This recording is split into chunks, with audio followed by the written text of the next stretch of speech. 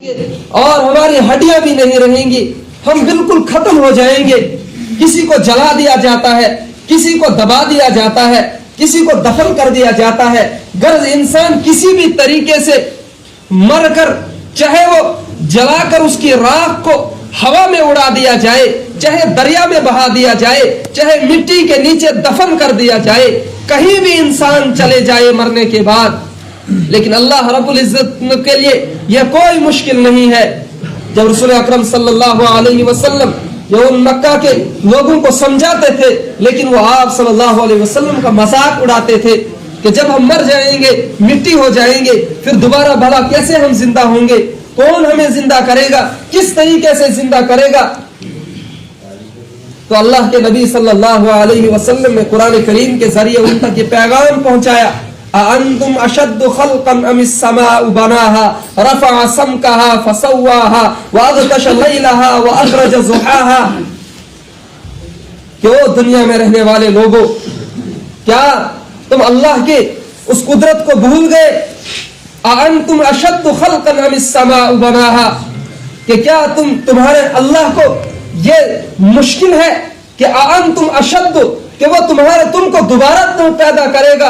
أَأَنْتُمْ أَشَدُّ خَلْقًا أَمِ السَّمَاءُ بَنَاهَا، پہلے سے زیادہ مشکل ہے آپ دوبارہ پیدا کرنا۔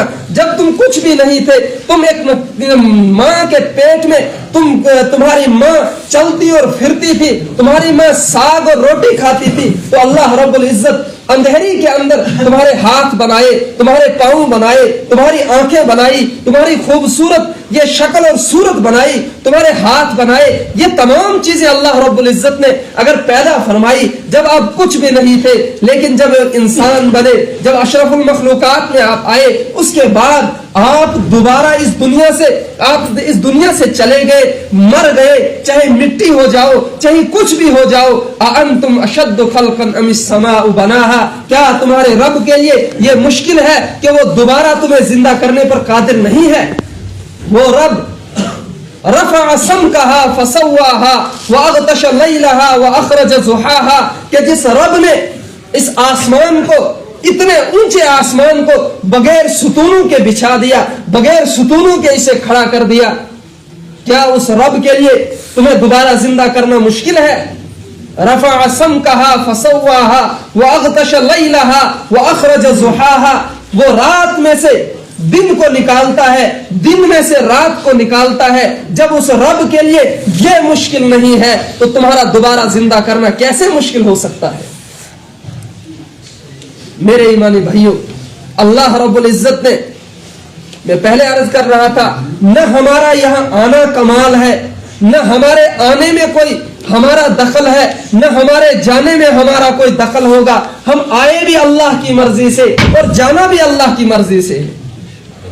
اور جب ہم کسی کو دفن کرتے ہیں، ہم مٹی ڈالتے ہیں، 3 مٹھی مٹی جب ان پر ڈالتے ہیں، منہا خلقناکم وفیہا نعیدکم ومنہا نخرجکم تارۃ اخری، اور اللہ نے تجھے دنیا میں بھی پیدا فرمایا تھا، یہ دنیا چل رہی تھی، یہاں اللہ کی طرف سے تو بھیجا گیا تھا، اور مرنے کے بعد دوبارہ اللہ تجھے دوبارہ زندہ کرنے پر پھر قادر ہے۔ وہ دوبارہ تجھے زندہ کرنے پر قادر ہے۔ جس اللہ نے تجھے دنیا میں لایا تھا، اسی کی مرضی سے تو دنیا سے چلے گیا، اور اللہ کی مرضی سے تو دوبارہ پھر اٹھایا جائے گا، اور دنیا کی ایک رتی کا حساب تجھ سے لیا جائے گا۔ اللہ اس تمام چیزوں پر قادر ہے، انسان مانے نہ مانے، لیکن اللہ رب العزت ان تمام چیزوں پر قادر ہے۔ رسول اکرم صلی اللہ علیہ وسلم صحابہ سے عرض کر رہے ہیں، صحابہ سے فرما رہے ہیں کہ میرے صحابہ، مثال سے سمجھا رہے ہیں کہ اگر کسی شخص کے 3 بھائی ہیں اور ایک بھائی بالکل جان کنی میں ہے، بالکل مرنے کے قریب ہے، وہ اپنے بھائیوں سے یہ مطالبہ کر رہا ہے کہ تینوں بھائیوں کو بلایا اور بلا کر یہ کہہ رہا ہے کہ میرا مرنے کا ٹائم بالکل قریب آ گیا، بتاؤ آپ میرے لیے کیا کرو گے؟ انہوں نے کہا کہ جو آپ مر جاؤ گے، میں کہیں اور چلے جاؤں گا، میرا اور آپ کا کوئی تعلق نہیں ہوگا۔ اور جب دوسرے بھائی سے کہا کہ آپ میرے ساتھ کیا کرو گے، تو انہوں نے کہا کہ جب آپ مر جاؤ گے، آپ کے مرنے کے بعد आपकी तजहीज और तकफीन की जाएगी, आपके लिए कफन लाएंगे, आपको दफन करेंगे, कब्रिस्तान तक आपको साथ आएंगे, मिट्टी देंगे और फिर उसके बाद कब्र को बंद करेंगे, उसके बाद वापस आ जाएंगे। और जब तीसरे भाई से फरमाया कि आप क्या करोगे, तो उस भाई ने कहा कि मैं आपको दुनिया में भी साथ था, मरने के बाद भी आपके साथ रहूंगा। जब आपकी कब्र बंद हो जाएगी, सारे लोग आपको छोड़कर घरों को चले आएंगे, अब रिश्तेदारों की रिश्तेदारी भी नहीं रहेगी, भाई का भाई आप काम नहीं आएगा, रिश्तेदार काम नहीं आएंगे, अब माँ और बाप भी तेरे काम नहीं आएंगे, अब दुनिया की कोई ताकत तुझे बचा नहीं सकेगी, लेकिन मैं तेरे लिए दुनिया में भी तेरे साथ था।